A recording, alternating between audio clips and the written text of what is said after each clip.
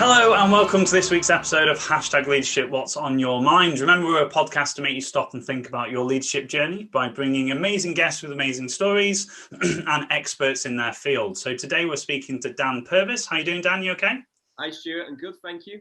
Excellent. So Dan is most known for his Olympic bronze medal in the London 2012 Olympics. It was great because I was actually there working in the Olympics as well in the military. So I have a connection to that experience, but you were very much front and center. So I know that was a historical medal as well. So we'll dig into that a little bit more. So Dan, as I hit the timer, for people who don't, just introduce yourself, please, and tell people a little bit about yourself. Will do, yeah. Hi guys, I'm Dan Purvis. Thank you for having me on, Stuart. It's a pleasure. New podcast. I've been watching it for a little while now, so it's very exciting today to be on. Yeah, I am actually an ex-British gymnast, so I retired 2 years ago, and I actually represented sport Scotland as well, Team Scotland. So very exciting journey. I started gymnastics when I was 7 years old. I'm now the tender age of 30, and I retired when I was 28. So yeah, it was a long career in the sport, and now I'm dedicated to coaching and actually run my own gymnastic coaching business and go away with the British gymnastic boys as well, the young development boys. So got my hands in a couple of different pies there, but it's been really good experience, but very different from actually being an athlete transitioning into a coach. Yeah, fantastic. And it's great. Obviously, we've connected over the last couple of months, and it's great to see the stuff that you're doing now, because not necessarily people see what happens afterwards. And that's one of the big things about you bringing your story into the corporate world and sharing your stories as well. So Dan, just so we don't forget the first two questions that we ask everybody, what comes to your mind when you hear the leadership word title? Through my experiences, what comes to my mind is someone that has been a bit of a role model, someone that can lead by example. So a leader, for instance, has normally been someone that I've respected, and I've seen they've put themselves through what they're asking me to go through. So, for instance, my coach, he was my leader through since I was a little boy, and he was there every day when I needed to be in the gym. He would take holidays off to come in and coach me, very much leading by example. So when I wanted to just go out and see my friends, or just take a day off and do something else, I knew he would be 100% dedicated to be in that gym, and he wouldn't have a day off for me. If he's going to be there for me, I need to be able to push myself and go to the level that he expects. And then going through team captains I've had, gymnasts that I've trained with, their leadership skills, as much as they weren't told as the team captain as such, it was more just the way they spoke and the experience they given. And even if it's just an arm around you, if you've had a bad competition or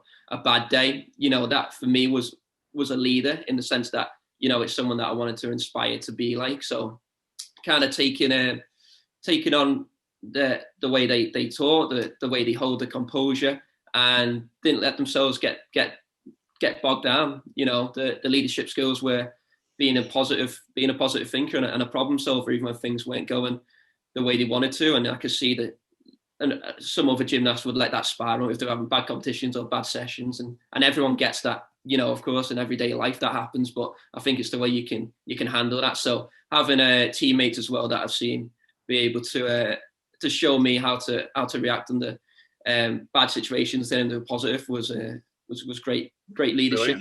Yeah. Awesome. Yeah. So that perfectly leads on to the next question, because you've talked about the effect of leadership that's had on you, but you personally, like, whether it's on reflection or whether it was a light bulb moment at the time, where do you think your leadership journey started? Was it a long time ago, or is it now that you're starting to do more stuff yourself? Where do you think it started? To be honest, as much as I was in gymnastics for a long time, I never felt like a leader as such. I always felt like I was the gymnast, and the coaches very much, it was their program, and I trusted in them to give me the best program to go through their sessions to hopefully get the results that I needed to on the world stage, or whichever competition I was aiming for at the time.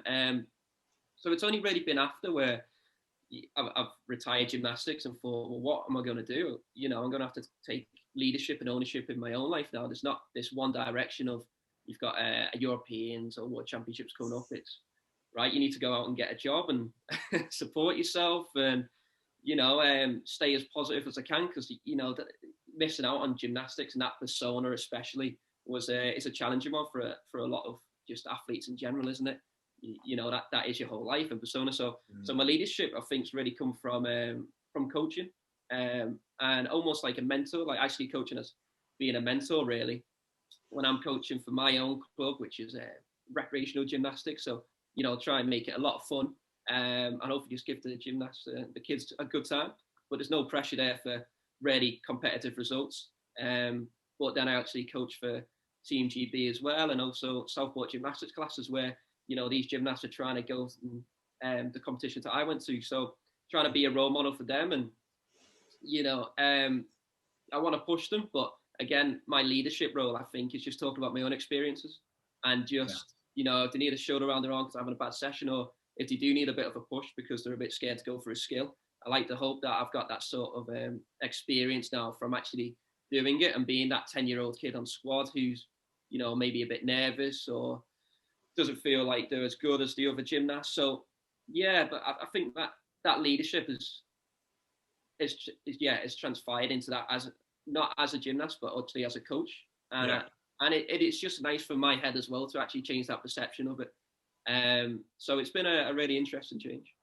Awesome. Amazing. So we've had a couple of great conversations, because I'm really interested in the story and your development, and obviously specifically London 2012 as well. But obviously I said it was a historical medal, and I really enjoyed seeing and hearing your perspective of how you built up to that. So could you tell us a little bit of a short story about why that was such a big thing, and some of the things we spoke about the sort of development up to that point? Because you said obviously you do, as an athlete, especially in Olympic and cycles and Europeans, you have those trigger points, don't you? So tell us a little bit about the build up to that historical event. Yeah, it's a really crazy one, and not too many people on the surface actually know this story really. But for the Olympics, it was the 4-year cycle, and the year before it, in 2011, it was Tokyo World Championships, and you actually had to qualify a team in the top 8 to actually then guarantee yourself a place at the Olympic Games. And being a home Olympics in London, it was all about that 2011 World Championships, and there was a lot of pressure on there. But unfortunately, we came ninth, so we didn't actually qualify. So we were ninth in the world in 2011. But then that led us to the test event. So a test event is where I think it's 8 other teams, and out of those 8 teams, 4 can still qualify themselves, but you have to come to the top 4 then. So ultimately there'll be 12 teams in the Olympics, and then 8 will qualify for the final. So it was a lot of pressure there. So we knew we had to guarantee our spot, or that was it, and it would have been such a disaster not having a team at a home Olympic Games. But we prepared for that competition really well, and for whatever reason, sometimes the team just didn't click on the day, and we missed out there. But then it was all go for January. So the World Championships in October. Hopefully you'd be hoping for a little bit of a rest if we were to qualify, but it was just, as soon as we got back, it was all go. And then there was no Christmas, there was nothing like that. It was straight away January the 19th was the competition. But in hindsight, it was really special and the best thing that could have happened, because we got a chance to compete in London in the O2 Arena. So the countries that actually did qualify themselves didn't get that experience before it. And we got a taste of the home crowd, what it was going to be like on the day at the Olympics. So it was really important that we actually went through that hardship first, because we actually did really well in the test event. We won that event, so we all came away like absolutely buzzing, really positive. And then it was all go then for the actual Olympics. But before that, there was some aims that we had. It was the European Championships later on that year, about April or May time. So that was a couple months before the Olympics, and our aim was to beat Russia. So it was a big ask. It was a big ask, really. But I think part of gymnastics, and even being as a coach now, it's a judged sport. So you want to give the image that you are the best team, or one of the best teams in Europe. And then hopefully that reflects on other coaches in the world when it comes to big multi-sport events like Olympics or World Championships, that, Great Britain are on the map there. So they see you in a different light. So if we could have beat Russia, and that was the aim, then hopefully going into Olympics. They would have thought, well, Russia's one of the best teams in the world, so GB have just beat them. So it's a bit psychological as well. But again, it was a big ask beating Russia, but we managed to actually do that, and that was our first team gold medal at a European Championship. So Amazing. that was a massive win again, and again it was that team medal, and I think that's what brought the team very close, which ultimately led into the Olympics. But we couldn't have imagined that we actually would have been on that podium and had the medal around our necks before it. It was just such a big ask. We never even qualified a team for Olympic Games before. We've had Team GB go as male gymnasts, but never into the final. So that was the first task. Go out there, hopefully do a good job and qualify for the team final. And then when we actually got into the final, it was I still remember the lineup, and it was just relax, enjoy it. It would be proud to be here, and I think that signified taking the pressure off. I think in the back of our heads, especially after the convocation, we done really well, that there was a chance for a medal, but it was just to try and remind ourselves, right, we've already achieved our dreams to go to Olympics. Anything now is going to be a bonus. Let's just go out there and try and make the nation, our coaches, our friends and family proud that have supported us for our journeys, and let's just go out there and give it our best. But saying all that, of course, there was I've never been so terrified in my life. But but I think the preparation and everything we've gone through up to that point really just shaped the way it was going to be on the day, which was a historic event and a historic medal, which was the team bronze, and it was very special. And even when I look back at it now, I still get goosebumps. And originally we actually won the silver medal as well, which was crazy. So we're actually on the leadership board. We finished floor, looked at the board. Japan had a fall on the pommel horse, and we were in silver place. And then there was Japan contested that, and then we went down to bronze. But it was just honestly unbelievable when we thought we'd just be getting a medal anyway. Yeah.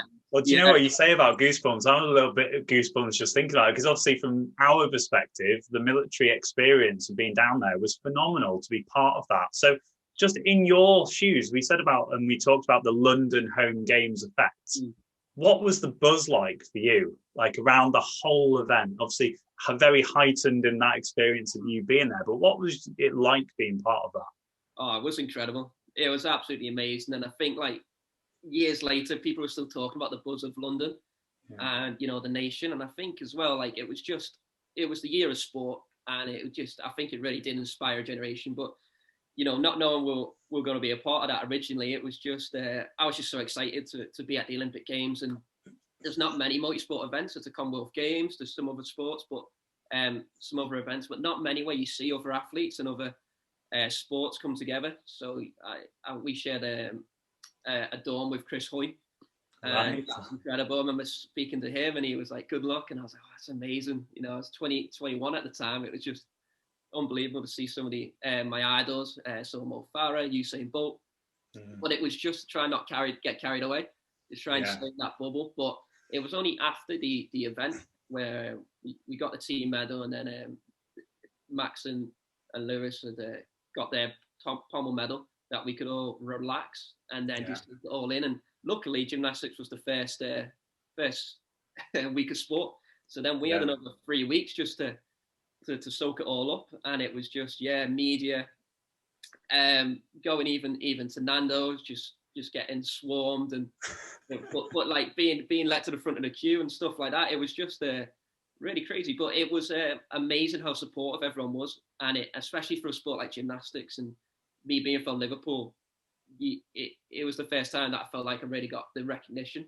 And I wasn't someone that needed recognition or whatever like that, but just as a sport in general, football was the big one. And of course, we won't talk about the football this weekend with Liverpool. We'll pass on that one. We'll pass that one. But it was wonderful to see that we actually put gymnastics more on the map, and people were just interested in talking about how do you hold that position, how do you do this, where normally it would be like, oh, can you do a backflip? But I think, home games, people saw it, and a whole perspective, a new crowd, people that would go to the pub and watch football, watching the gymnastics and just being really impressed by it. So I think that just changed the game for gymnastics, really. But awesome. on a fun level, it was just yeah, great to get that acknowledgement. Fab. So let's just go back into the cauldron, if you like. And again, we're talking to obviously an audience of business owners, corporates, running their own business, entrepreneurs. Let's touch on one thing that was very important in that story of dealing with pressure.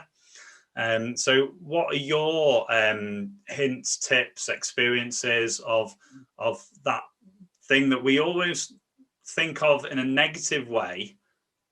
But obviously in sport, there is a positive, and there's a positive outside of sport as well, but we don't always see it. So what are your thoughts on just sharing with the audience a little bit about pressure?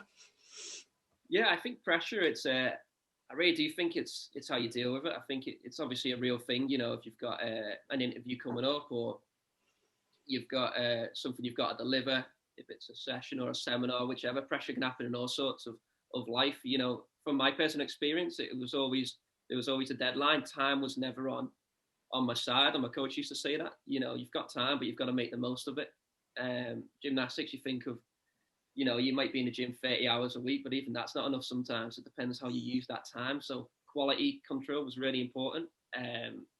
Being able to gear up for a competition was important. So if I had a trial for a Europeans or World Championships or Olympics, you know, I'd have 8 weeks there, and I'll try and slowly get up and up and up and up and up. But there is times where you do panic. Are you going to be ready enough, or you're going to have to take a skill out that you've wanted to put in to hide a difficulty for a gymnastic routine? So you have to balance everything like that. But it's a lot of times, yeah, that those 8 weeks build up are very important.